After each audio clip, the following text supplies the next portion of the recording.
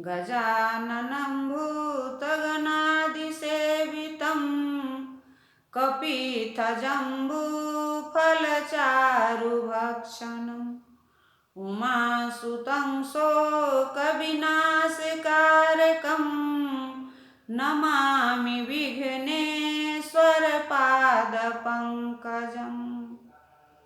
नमस्कार, मैं काबली कुमारी, सहायक प्राध्यापक साहित्य, जूथालाल संस्कृत महाविद्यालय, मझौलिया, पश्चिम चंपारण। आज शास्त्री प्रतिष्ठा तृतीय खंड के छात्रों के लिए रघुवंश महाकाव्य के त्रयोदश सर्ग से श्लोकों की व्याख्या बताने जा रही हूँ। श्लोक है: वाञ्छयमत्वात् प्रणर्तिममैष कम्पेन किञ्चित् प्रतिगृह्य मूर्धनः दृष्टिविमानव्यवधानमुक्ता पुनः सहस्रारचिषि सन्निधते। अन्वय: एषः वाचयमत्वात् मम प्रणति किंचित मूर्धनः प्रतिगृह्य विमानव्यवधानमुक्ता दृष्टि पुनः सहस्रार्चिषि सन्निधते। भावार्थ: ये मौन रहते हैं, इसलिए इन्होंने केवल सिर हिलाकर मेरे प्रणाम को स्वीकार किया है। मेरे विमान को बीच में आने से जो इनकी दृष्टि सूर्य से अलग हो गई थी, वह पुनः इन्होंने सूर्य में लगा ली। श्लोक: अतः शरण्यं शरभंग नाम्ना अस्तपोवनं पार्वन् महिताग्नेः। अतः शरण्यं शरभंग नाम्ना अस्तपोवनं पार्वन् महिताग्नेः। चिराय संतर्प्य समिद्धभिरङ्गिनी यो मन्त्रपूतां तनुमाप्यहौषित्। अन्वय: शरण्यं पावनम् अधः तपोवनम् आहिताग्नेः शरभंग नामनः यह चिराय अग्नि समिद्भिः संतर्प्य मंत्रपूतां तनुम् अपि अहोषित।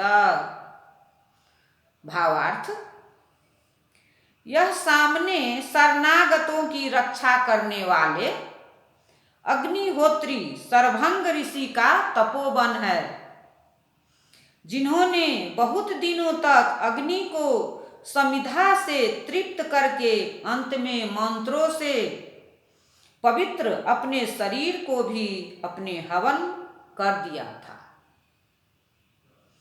श्लोक: छाया विनीता ध्वपरिश्रमेषु भूयिष्ठ संभाव्य फलेष्वमीषु तस्यातिथीनां मधुना सपरया स्थिता सुपुत्रेश विवपादस्पेषु। अन्वय: अधुना तस्य अतिथीनां सपरया छाया विनीताध्व परिश्रमेषु भूयिष्ठ संभाव्य फलेषु अमीषु पादपेषु सुपुत्रेषु इव स्थिता। भावार्थ: जिस प्रकार सुपुत्र अपने पिता के धर्म का पालन करते हैं, उसी प्रकार अतिथि सेवा का कार्य सर्वभंग ऋषि के बदले ये आश्रम के वृक्ष करते हैं, जिनकी सघन छाया में बैठकर पथिक अपनी थकावट दूर करते हैं और जिसमें बड़े मीठे मीठे फल भी लगते हैं, अर्थात अतिथियों के आने पर सरभंग मुनि के पुत्रों के समान वृक्ष छाया एवं मधुर फलों से अतिथियों का सत्कार करते हैं, अतिथियों का सत्कार करते हैं। श्लोक धारा स्वनोद गारिदरी मुखोऽसौ श्रृंगाग्रलग्नामबुध प्रवपङ्कः बध्नाति मे बन्धुर्गात्रिचक्षु दृप्तः कुकुदमानिवचित्रकूटः।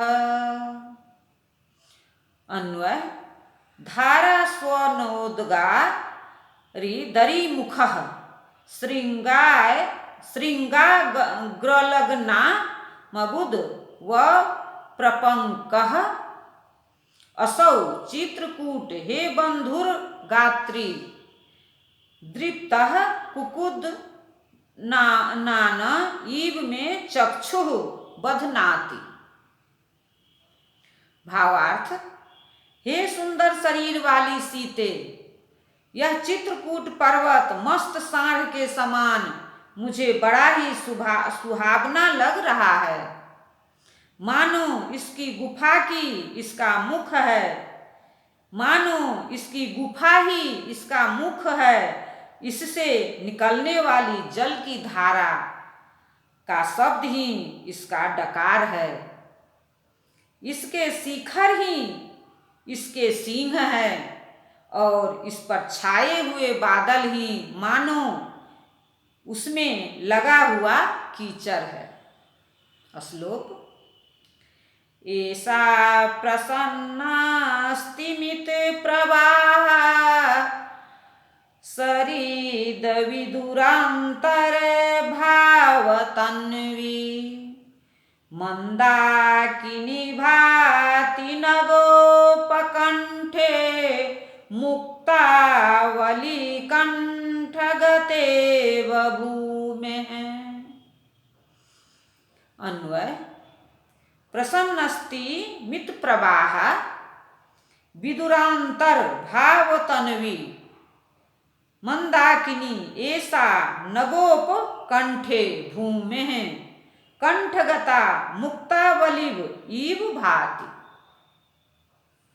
भावार्थ, यह लो मंदाकिनी नदी आ गई।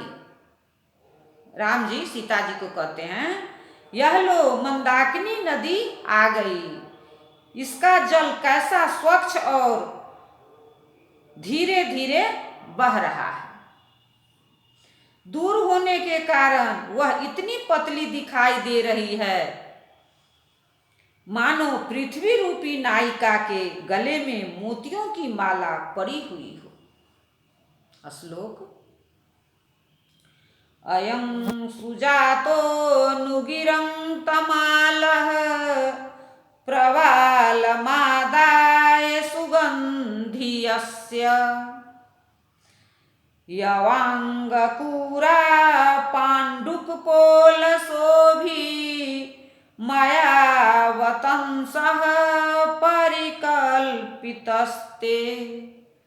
अन्वय अनुगिरं सुजातः स तमालोऽयं दृश्यते यस्य सुगंधि प्रवालम् आदाय मया ते कुवाकुरा पाण्डु कपोल शोभी अवतंसः परिकल्पितः।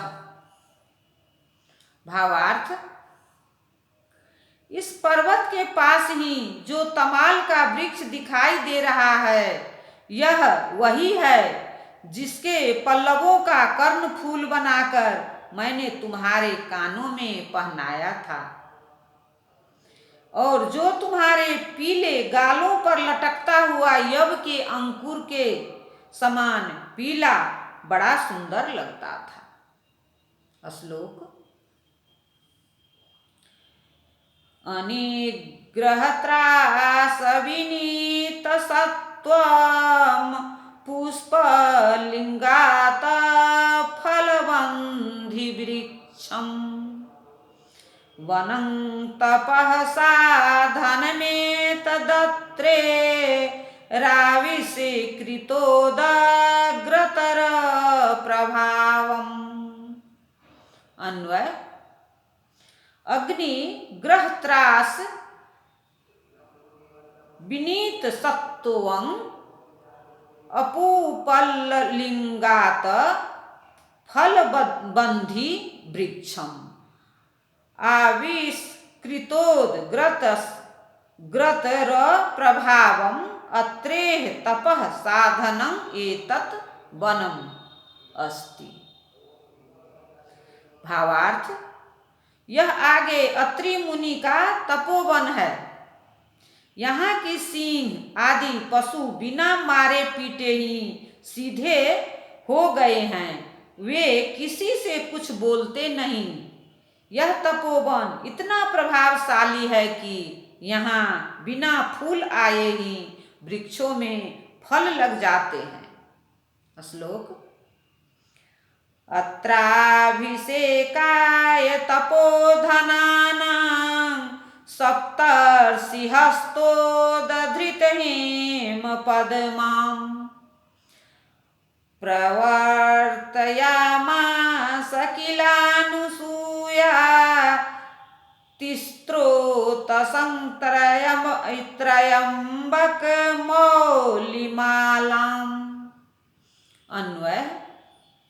अत्र अनसुया सप्तर्षि हस्तोद धृत हेम पद्मा त्रयंब कमौलिमाला त्रिस्त्रो तसं तपोधनानां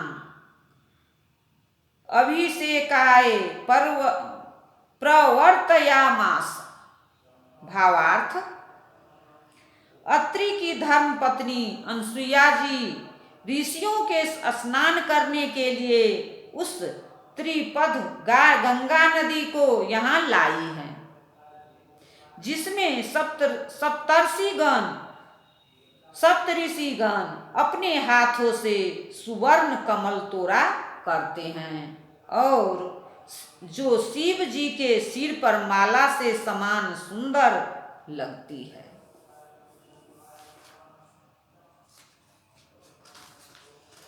श्लोक। वीरासनध्य निजुषामिषीनाममि समध्यासीत वेदी मध्याः निवात निष्कम्पतया